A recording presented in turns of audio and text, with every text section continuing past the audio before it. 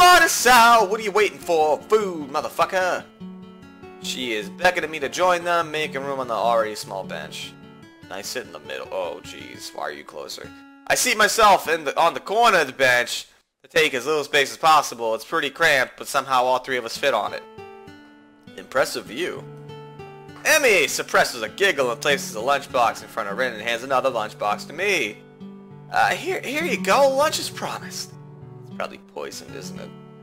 Homemade, no less. I'm impressed. Wow, this looks so good. Thanks. I make them myself when I can. Conversation dies off as I set about the business of feeding myself. Stuffing my face!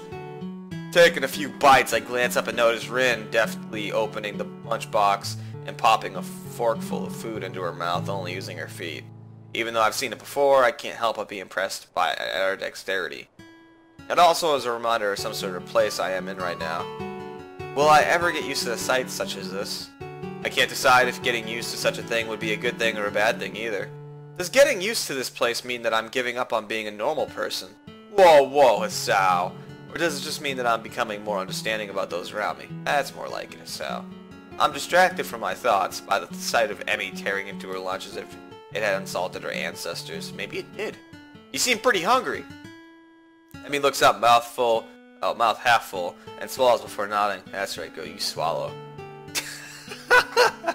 My morning runs always work up an appetite. Which is great because, you know, then I burn through the lunch pretty quickly. Helps me keep my girlish figure. What would happen if you lose it? Would you become a man? I very nearly choke on my lunch trying not to laugh. It's a figure of speech. Does your figure have to run in mornings too? Do you always talk like this?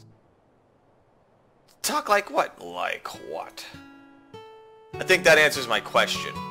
Never mind. So, I struggle to think of smart talk and settle on the obvious question. How'd you do me? That's some crazy stuff.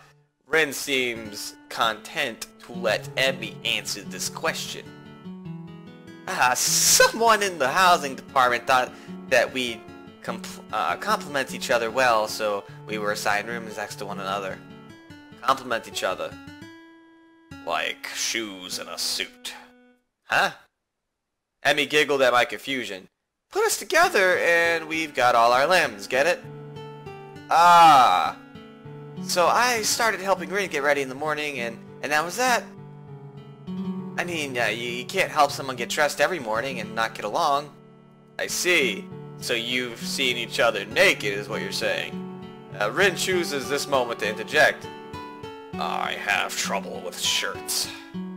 Right, that seems fairly obvious. Really? Kind of. This isn't helping, but at least Emmy seems to find the whole thing funny. That, combined with the fact that Rin is genuinely curious, makes me feel slightly better and yet confused. I mean, you've got no arms, so putting on a shirt seems like one of those things that would be difficult. You know what? I'm just gonna stop talking right now. It'll save me a lot of trouble in the long run. Rin nods in what I suspect is meant to be a sage manner. I see. Ironically with your eyes closed. The conversation dies as I turn my attention back to the lunch. It's really quite good. Emmy finishes her lunch first and makes a content noise of look at that content noise.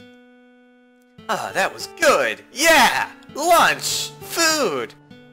As she busies herself with cleaning up her lunch, Rin speaks up. I'm thirsty. Oh, I almost forgot about that, sorry. You guys probably need, like, water or something, right? Damn it, Emmy. With a flourish, she reaches into a bag and removes a trio of juice boxes. She tosses me one that appears to be cranberry juice, one to Rin that appears to be some kind of strawberry milk, complete with a pink color scheme. Ugh, strawberry milk with lunch? And keeps a equally pink box of some kind of fruit punch to herself. Rin dexterously stabs her straw through the top of the box and begins to drink. I am once again impressed by how flexible she is. Girl. But this time I keep my comment to myself. Somehow I don't think either Emmy or Rin are the sort of people to think twice about the way they work around their particular disabilities. Rin especially so. Indeed, she gives off the impression of being entirely unaware that she's missing any limbs at all. Whether or not she's conscious, that's a conscious decision is another matter. I'm honestly not sure. So, Sal, how do you like it up here? What? It's quite nice, actually. I like high places for the view. Thanks for inviting me up here. And for the lunch, too. Emmy grins a 1,000-watt grin, pleased by my response, I suppose. No problem. Yeah. Feel free to eat with us next time, too, okay? I won't make a lunch, but you could bring your own up here. No lunch service? I don't know. Emmy looks mock offended? I don't know. Trying to take advantage of my good nature. The nerve! She giggles. Advantage. Well, if that's your answer, I guess Rin and I will just keep eating lunch alone. Together. I'm suddenly assaulted by the most heart-rendering puppy dog eyes I've ever seen. As Emmy pouts. That's puppy dog eyes? It's not puppy dog eyes. She's, it's not puppy dog eyes. Kidding! I was kidding. I'd love to eat lunch up here again. Good location. The company's okay, too. Emmy frowns a bit at my declaration of okay, but seems happy enough that I've accepted her invitation. Oh, jeez. I guess this makes us friends now. Yeah! Or at least acquaintances. Probably. Lunch bell rings, signaling a return downstairs. Rin, you didn't finish your lunch again. I wasn't that hungry. If you don't eat more, you're going to fade away. Rin shrugs as if this is an acceptable risk. Come on, we'd better get going, you guys. The three of us head down the stairs together. Aw, we're like a team, the Three Musketeers. The afternoon class passes. Once again, I find myself without a plan for something to do after school, so I head to the library to return a couple of books I finished reading. Walking inside, I see that there are about as many students here as there was on Tuesday, all the more evident from the almost total silence enveloping the room. Uh-oh. As I drop the books I borrowed into the return slot in the corner, Yuko suddenly pops up from behind it, quite startled from the banging they made as they hit the trolley next to her. Trolley, my bad. Sorry, Yuko, didn't mean to startle you. Oh no, that's fine. It happens a lot, like a lot. I'm used to it by now. Can I help you?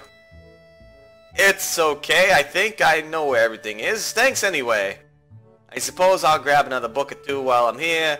There's not much else to do, and after reading so much during my stay in the hospital, it's become a hard habit to break. I wander down through the fiction section towards the back of the library, scanning the bookshelves for anything to catch my eye. As I do, I look over to the corner where Hanako had appeared the last time I was here, not really expecting anything to come of it. Oh, it's her! Hey girl, what's up? Surprisingly, though, she's there, absorbed completely in a fairly thick book. You like the thick books. I decided against intruding on her like last time and get back to finding reading material. No, go talk to the girl. What are you doing? After an indiscernible amount of time spent... pursuing aisles, I finally decide on a couple of books to get and slide them off the shelves. With a minimum of fuss, I quickly walk over to the counter, check out my books, and pop them into my bag as I walk out. By the time I leave the main building, sunset isn't too far away. A small trickle of students remain, but the majority have left, presumably to their homes and dorms. Feeling utterly drained, I head to my room and read the books I borrowed. There's been enough action and excitement for one day already. The first is Alice's Adventures in Wonderland. I think I know the story, of course, but I've never actually read the original book.